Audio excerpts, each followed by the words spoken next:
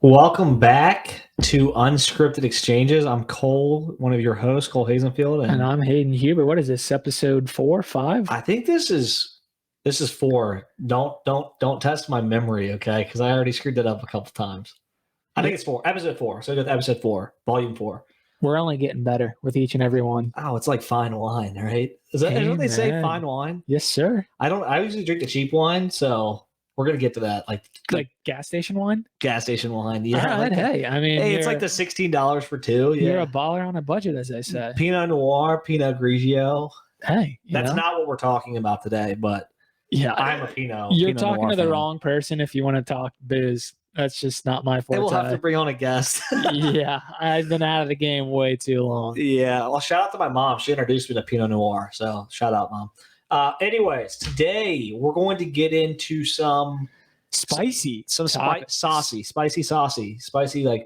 mayonnaise, saucy and spicy. I don't know, but it's gonna be good. Well, we want to talk about business, okay? Right? We want to talk about business is a very broad term here, and that's gonna be like a theme that's probably like. That's what I would say we are. I'm not going to say experts in, at least for me. I never like to tell someone that I'm an expert because I'm continually learning, but it's something that we know the most about. Oh, we're definitely passionate. And I think that's where we've put in the most time. Sorry, I keep cutting you off. Well, I think, well, maybe you. I've got 2 daughters, so I think it's a split. But I think at our phases in our lives, our careers and business and what we're trying to achieve in that aspect is something that's like a part. I mean, you hear the terms like, right? You spend more time working on your career unless you've just like fallen on a lottery. You're spending a lot of your time working towards career ambitions, and those tie into like if those can line up with your life, that's like the ideal way. So that's something that we know we've got experience in, we've got backgrounds in, and it's intertwined into everything that a lot of what we're doing these days and some of the goals and ambitions we've got. So we wanted to spend this episode talking to that a bit. I think business is everything, right? Business is life, to be honest. It is and it isn't. So, I mean, business is what runs the world. Well, yeah, but you're talking to a dad of 2. Well, you're right. You're taking my words maybe a little bit too literally, or a way that I want to take them. But I see where you're going. But yeah, I'm saying that everything in the world that involves people is some form of like I would say a business. It is, and we can even go down the rabbit hole of I'm very interested in how business is done globally, so in different countries and different cultures. Yeah, we're going to go down a rabbit hole of that. But you're saying so transactional versus personal. And that's a whole conversation I could really educate you on there. Yeah, I know Not you know an expert. A lot more than I do when it comes to international business. But did you see recently that someone sold a NFT? And I literally know nothing about NFTs. I guess nothing's probably not true, but I know very little. But someone sold literally a JPEG image that says the word test for like $260,000 or $270,000. Yeah, and I'm like, are you kidding? How do I jump on that bandwagon? Did someone grab that from your Paint saved folder or something? Because it wasn't even good handwriting. No, exactly. No, it was not even good. Okay, so that's absolutely crazy. Non-fungible tokens, I still don't really understand. Like NFT non-fungible tokens. We need an expert on. Dude, they're huge. It's the next big thing. It's here. It's people are just like banking, tests. But people are literally getting on the Paint application on their computers and literally spelling words or just making some really basic stuff and selling it for an astronomical amount of money. What is to educate our listeners, I did a little bit of research on NFTs. Okay. And I don't understand enough of how this works. So we're going to have an expert on, but I know it's something to do with the blockchain. Like it's something to do with the blockchain and how you knew more than I did when you knew what the actual acronym stood for. So I'll tell you this: this is kind of neat, but it's using blockchain to create something that's not replicable. So like a piece of Monet art, you can duplicate, you can copy it, but you can't ever make that same piece. So with digital art, you can't replicate a non-fungible token is from what I understand, what I read. I think we definitely need an expert on. We do. Yeah. Because we'll be talking about things that we don't really know too much about. And Yeah, I mean it's fascinating. I'm intrigued by the amount of money that people are making off of stuff that doesn't seem like Have you seen the anything monkey special. smoking cigarettes? Yeah, I have seen that. I mean, and they're kind of funny, but Yeah, they're selling for millions of dollars. I just I don't fully get it, and I'd love to have an expert on that can educate us and others on what the heck it is and how you would get involved in it, because we certainly don't know enough about it NFTs for today. dummies.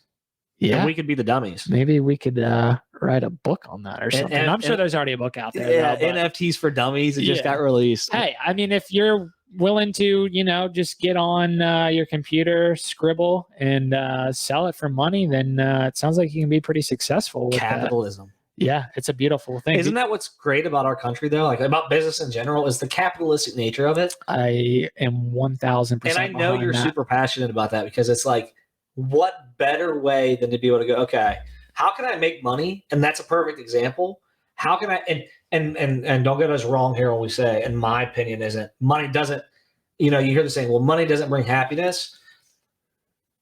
I'm a big believer in, like, as long as you manage your money right, and as long as you stick to the same morals we talked about in our last episode, which you should go listen to, if you've got a good center, capitalism and making more money can absolutely, big opinion here, can absolutely make life better. It can certainly influence your happiness or your outlook on life. Yeah. And there's nothing wrong with that. No, exactly. Capitalism is a great thing here in the United States and just other parts of the entire world. But you're basically going out and trying to make a living for yourself and your family. And at the same time, you can help other people earn a living for themselves and their family, which is beautiful. And the beauty of it is you can latch on to something that might be really passionate about, or brings out your creativity, or something that you've just dreamed of your entire life. And you can find a way to make money doing it. So I think there's a billion different ways that you can make money. I mean, we just talked about NFTs, and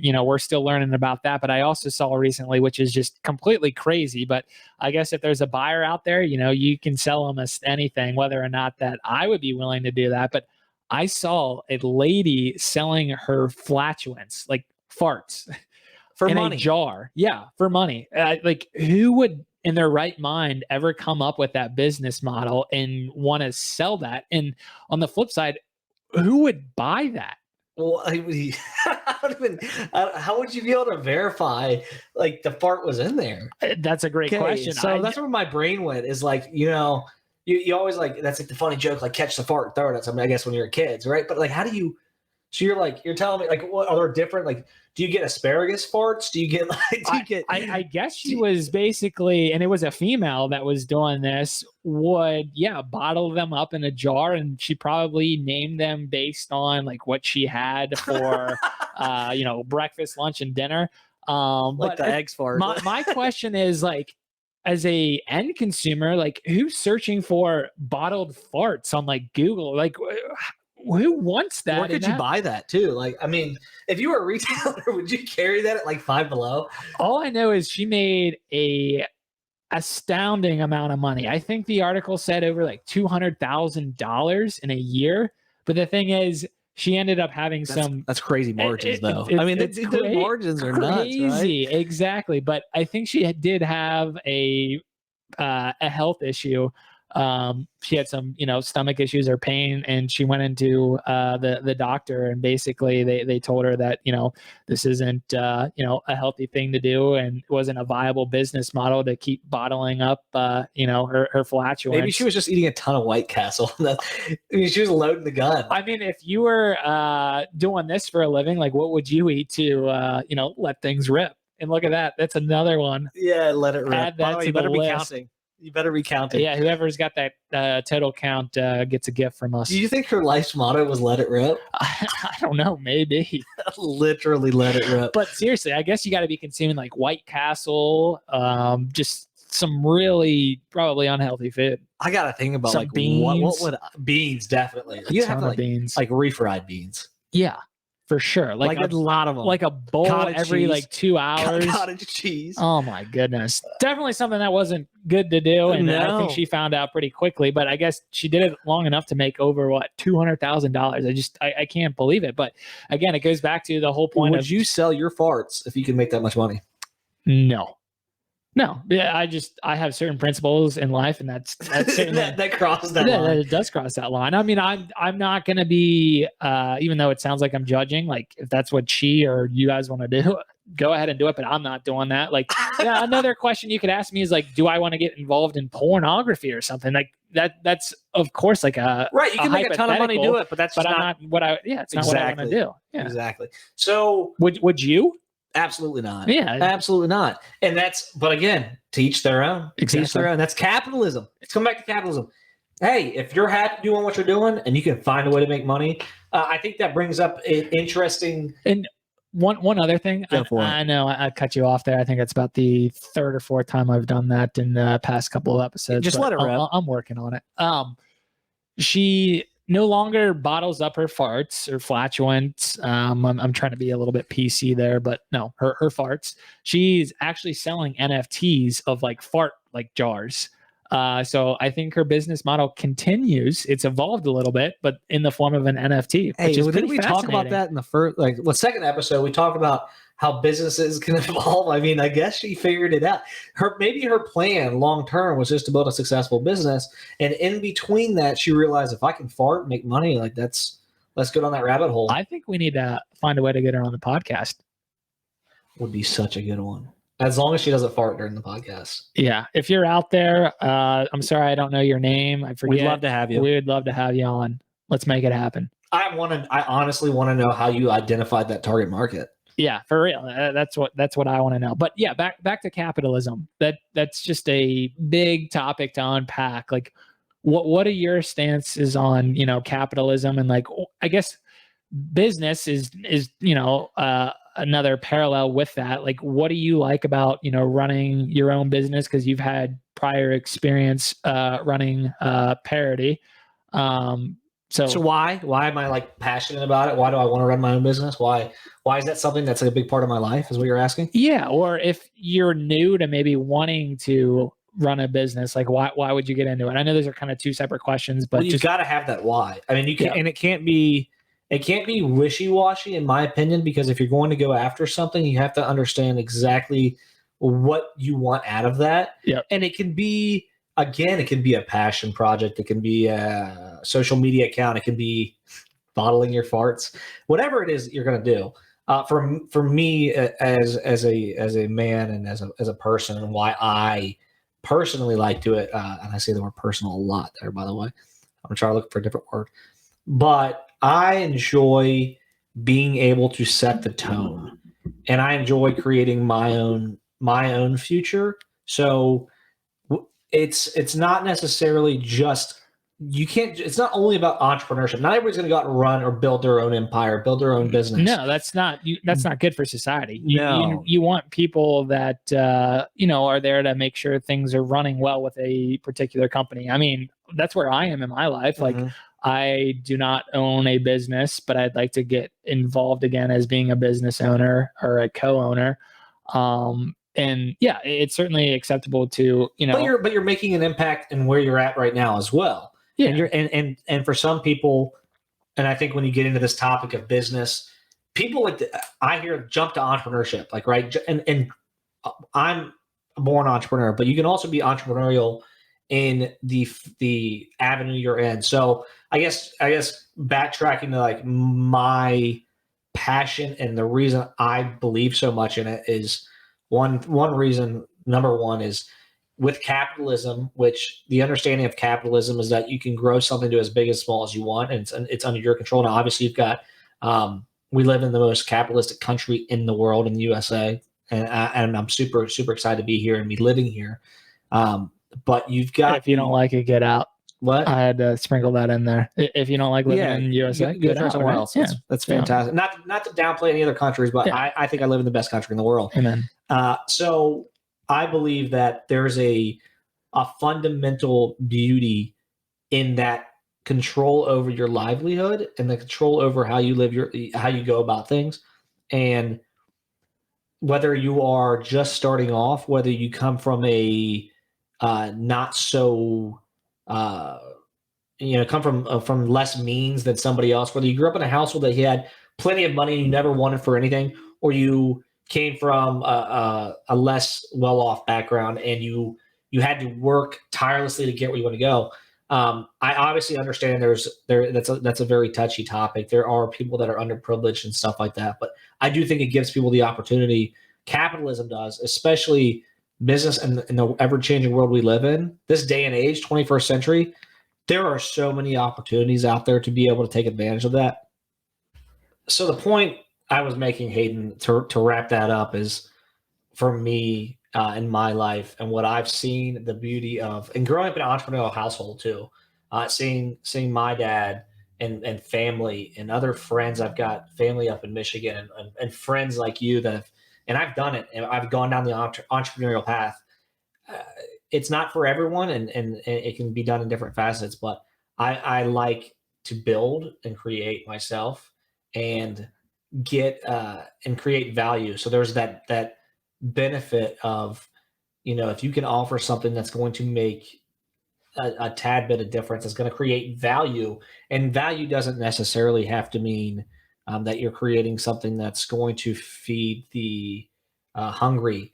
That's important, don't get me wrong, but if you can create value, that's a rewarding feeling. So Yeah, what you're saying is it doesn't matter if the value might only touch, and I'm just making up numbers here, 10,000 people versus, curing world hunger, as long as you feel like you're creating value for the end consumer, like that's meaningful for you. That's super meaningful. That's super meaningful because that means what I'm doing. I'm not wasting my time. Yep. Right. And time is our most precious asset. Wow. I've never heard that before. It's a depreciating asset too. You know that, right? Yep. It's not something you're getting more of. It's something you're getting less of. It's like timer is on. Unless you buy a classic, you go buy a brand new Ford Mustang, you drive it off a lot, you lose money. Every day you spend on something that you don't love or something that you're not getting value out of and being productive with.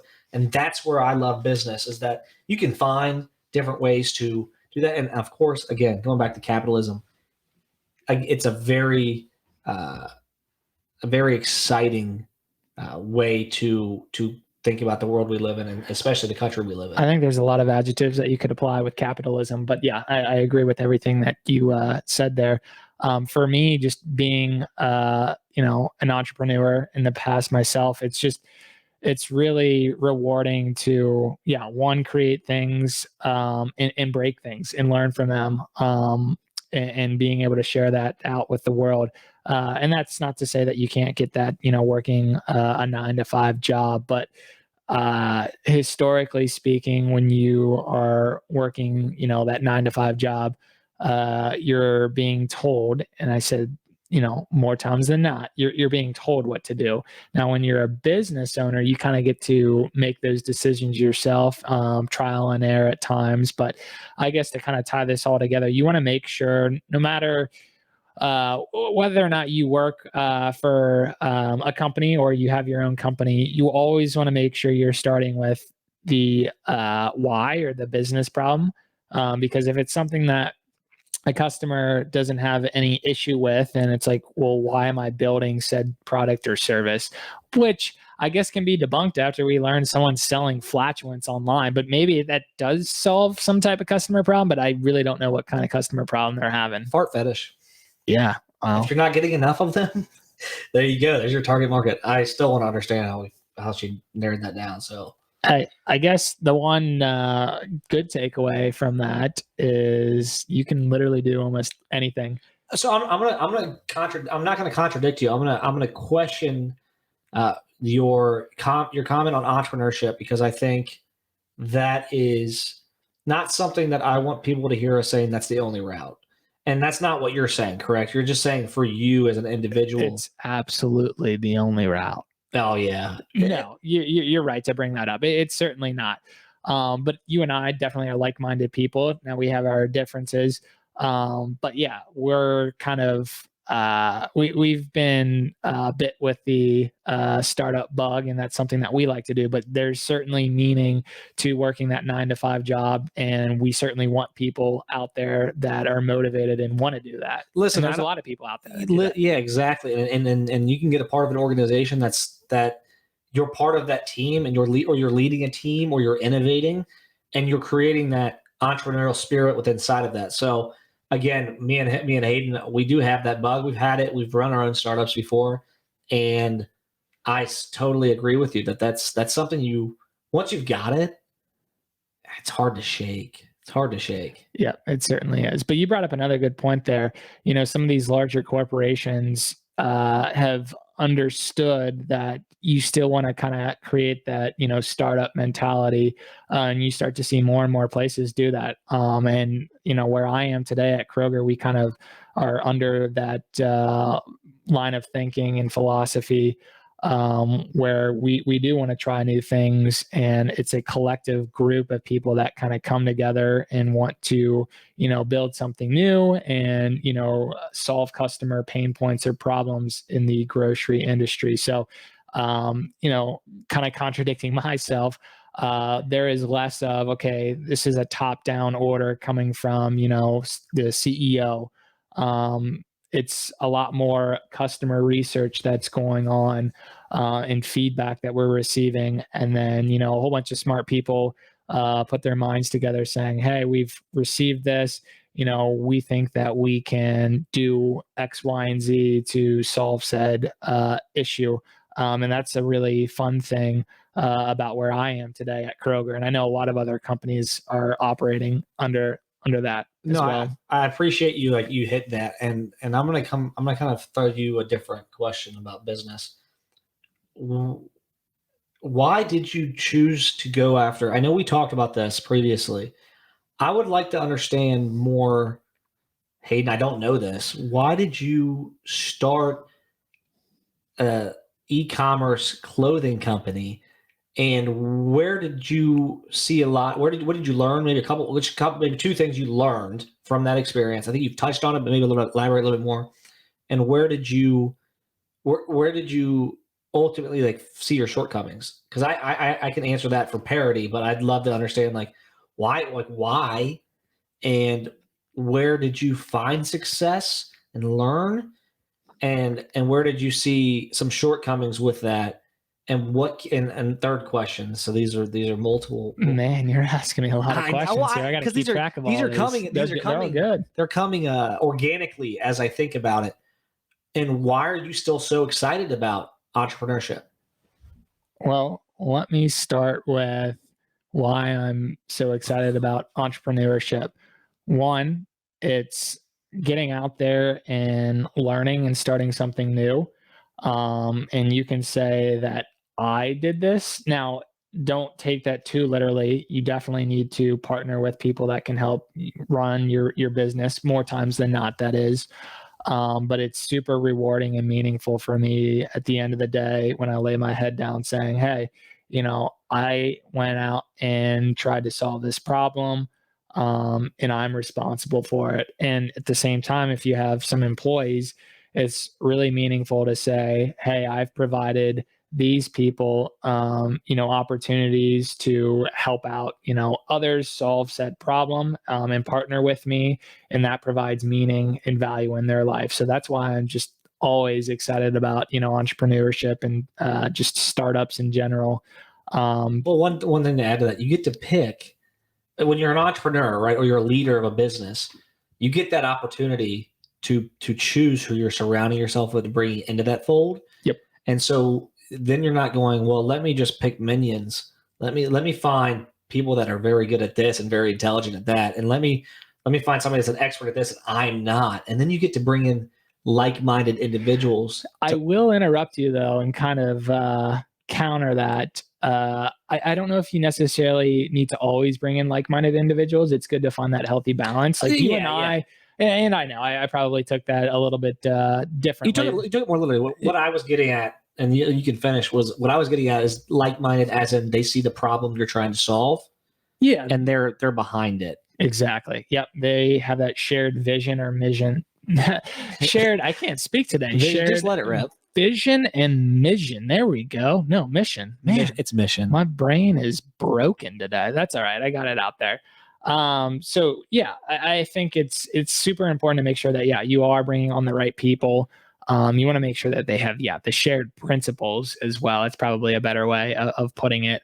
But to go back to answer some of your other questions, why did I want to start an e-commerce clothing company? One, I've always been interested in clothing. I feel like I have a pretty good sense or taste in style and what's, up and coming, which clothing is very tough. It might be in style for one season and then the next season, no one wants to wear it, and you got to do like some never pretty in big style, so markdowns. go for it. Yeah. That's a pretty nice Bengals hoodie you got on there. It's his Bengals shirt. Yeah, it's his Bengals hoodie. Anyhow, yeah, I've just been always passionate in fashion and design, so kind of wanted to blend that passion together then with like the business aspect and trying to sell my own stuff.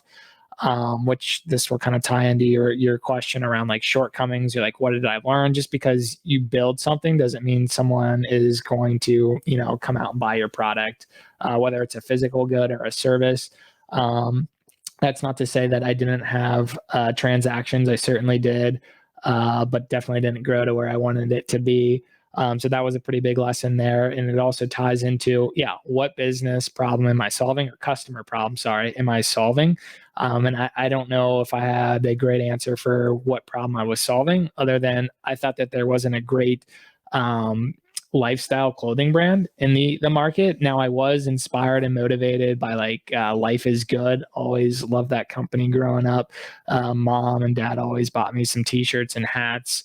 For those of you who aren't familiar with Life is Good, they've got those stick figures playing all sorts of different they have sports. those in the back? Like they were like Jeep wheel covers too. I saw those all over the place. They still are, and I actually have a Life is Good sticker on my car that I recently got. Yeah, I've always aligned with that. So yeah, I gained some inspiration from a company like that, but I just didn't think that there was a very, very big player in that space, or at least at the time. That's what I thought. So that's kind of why I wanted to, start Seaweed, is to be that true lifestyle brand that had a broader catalog of products. Because yes, Life is Good had some hats and t-shirts, but I really wanted to start to get into some higher end clothing, which that obviously didn't come to fruition, but that was, the game plan at one point in time. And then just another thing that I learned, which I touched on it in episode 2, I believe, about who we are. It's another great episode to listen into. If you check it out. Don't know who we are, go check that out. Exactly. But analytics, making sure that you have analytics in place to measure how things are performing, and then learning to optimize and make, data-driven decisions. That was a very, very big thing that I learned. Didn't learn everything, but learned, just the foundations of making sure that you've got the right tracking in place and making sure that you are looking at the right metrics. And again, as I had touched on episode 2, that's kind of how it got my foot in the door at a bigger company such as P&G and now at Kroger. And that's something I'm speaking. We're speaking directly to each other about. That's something I want to learn from you more is the analytical side and determining how to track those metrics and stuff like that. That's something I know you've gotten very, very ingrained with. Yeah, I don't think there's one answer, but yeah, there's certainly a lot to be learned in that space. And I'm not gonna say that I'm an expert because I'm far from that. But yeah, analytics are fascinating, but at the same time, I recognize that they don't always provide the right level of insight, and that's where you've got to get that qualitative feedback from customers. So there's a balance there. But yeah, we can talk more about that in a future episode. Perfect. No, I appreciate you you telling me. Like I didn't. I think we've talked about it. We've kind of hit on it, but I didn't understand why you started that. I had no idea. So there was a lot more to it than just, oh, cool, I'll start my own clothing brand. Yeah, for sure. I mean, there always is, or there should be, right? You want to make sure that you are sharing your story with your consumer. And yeah, that was something that I wanted to start when I was really young, and was able to do it in college, and ran it for 3 years, learned a lot. And yeah, unfortunately, shut that down. But maybe I start something back up in the future that could potentially be related to clothing, maybe not. But yeah, enough about me in that past. What are you looking forward to? Because I know you still have the entrepreneurial bug or the startup bug. Like, are you looking to start something new in the next couple of years, maybe within the next 6 months? Maybe you're not willing to share any information just yet. Stealth mode is what they call it, right? Stealth mode. That's a good question. And the answer is, who knows? Who knows?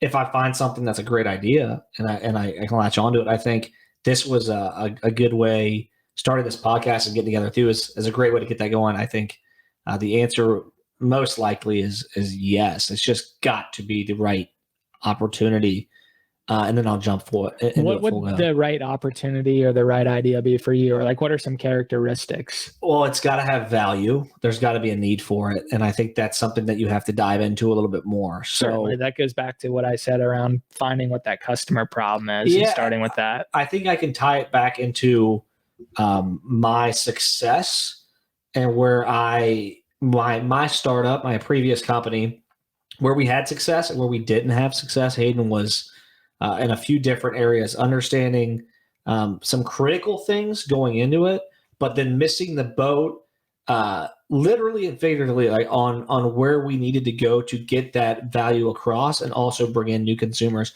I believe that if you're going to sell something, you don't want to spend too much time just building it. You want to actually launch it, get feedback, and create value quickly. MVP, minimal viable product. And I believe that going back to my startup experience with the pool monitor, the pool water monitor, and then as we transition into the aquaculture technology, where I think we spent too much time was focusing on competitors and focusing on the data we could find through journals and through also, like, you get a lot of good sounding boards, but you also get a lot of echo chambers. And I think for me to jump back into a startup, which it's on my mind, it's something I want to do. It's got to create value, and then there's got to be a quick way to release an MVP that people can try out, can see, can you get feedback, and the ceiling's got to be higher. The ceiling can't be, when I go back to my water quality monitoring solution with Parity Water, where we fell short was the lack of market in the U.S.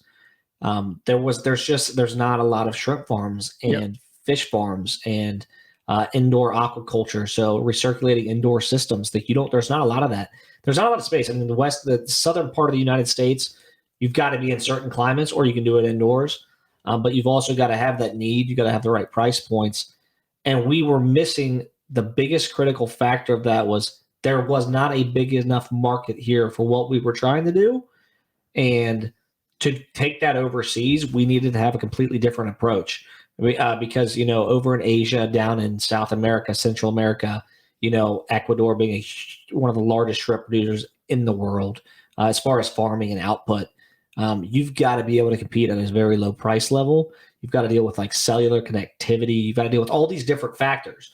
So do you think the demand has changed at all in the United States? I think the demand's going to continue to go up. I just don't think it was there yet, and it might be down. Maybe you were ahead of your time there potentially too. We definitely were, but there were several other aspects. I think that we did a lot right. I mean, we jumped into it. We raised seed funding, pre-seed funding. We made the connections. Again, I think not identifying the size market that we could hit here, and then crafting an MVP around that, because I think we were ahead of our time with what we were offering, but not here.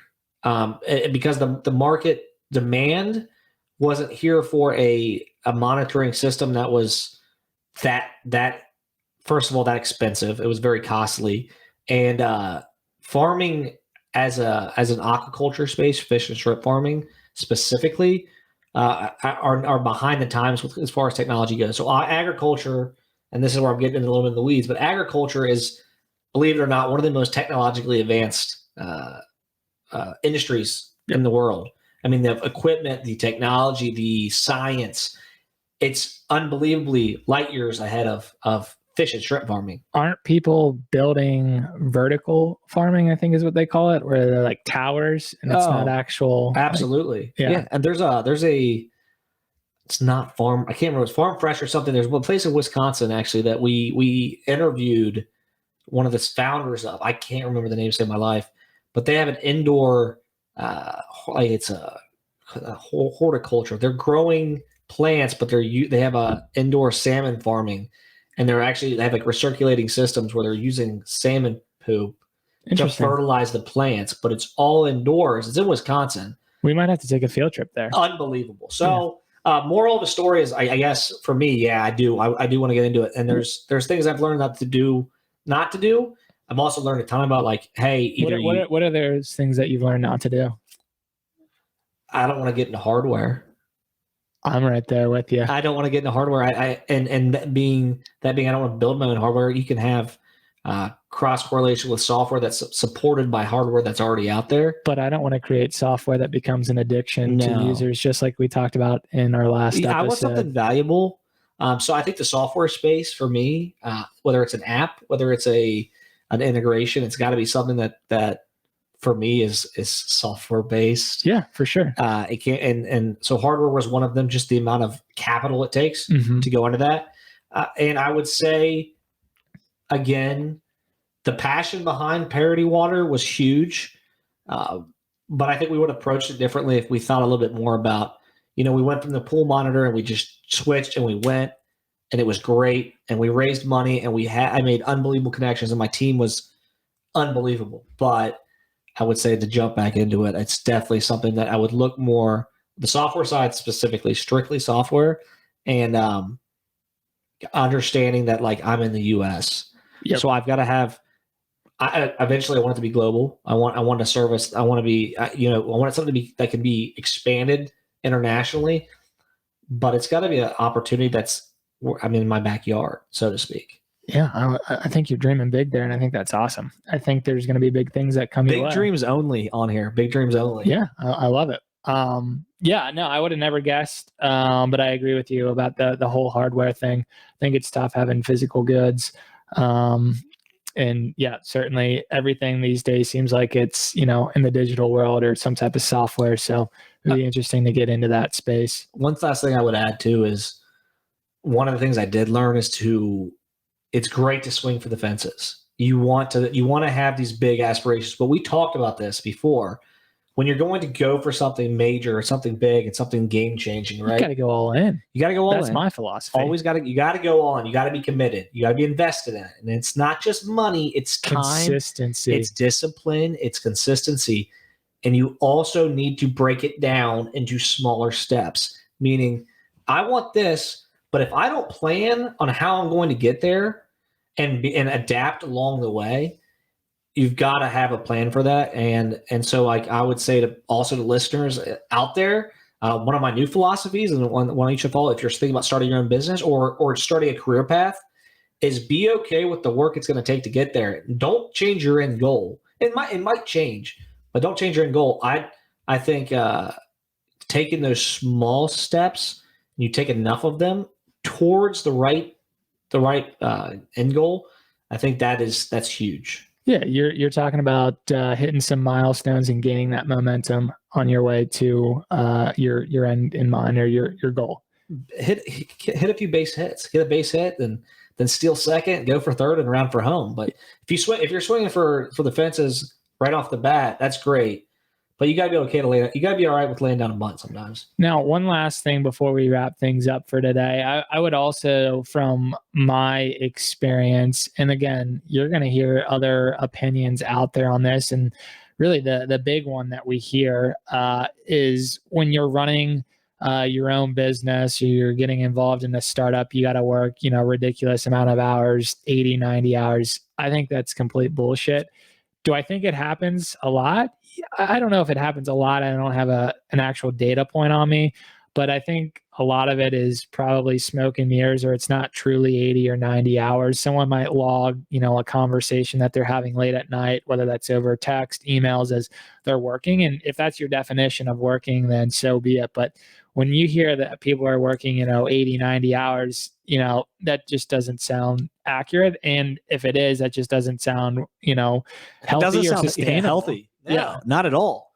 So, yeah, point being, I don't think you necessarily need to be putting in 80 or 90 hours a week, but at the same time, maybe you do, depending on whatever it is you're doing, whatever your venture is.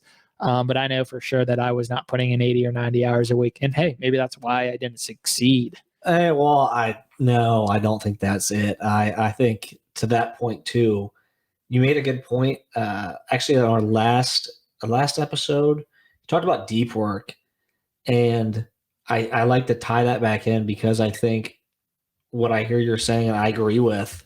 We don't always agree, but I agree with that.